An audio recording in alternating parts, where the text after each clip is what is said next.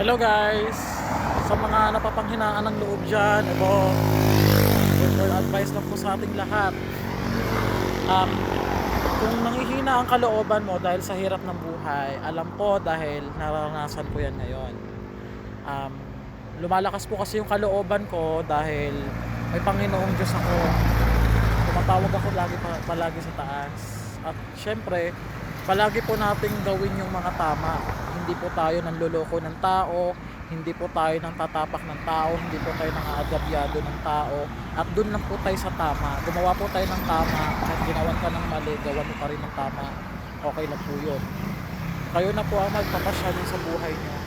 So ito nga po yung advice ko sa mga ano ngayon, mga dumadaan sa sobrang sa buhay.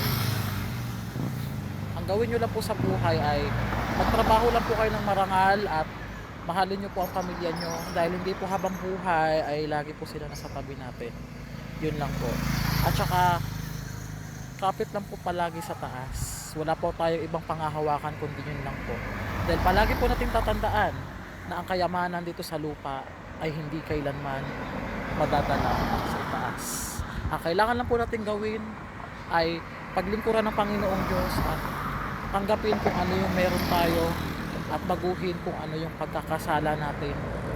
Alisin na natin yon. Once na tumanggap tayo ng doktrina kay Kristo, tayo ay hinubad na ang kasalanan.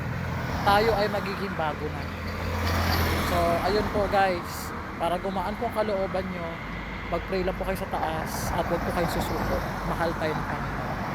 Yun lang po. Bye-bye po sa ating lahat. Bye-bye po. Amen. God bless.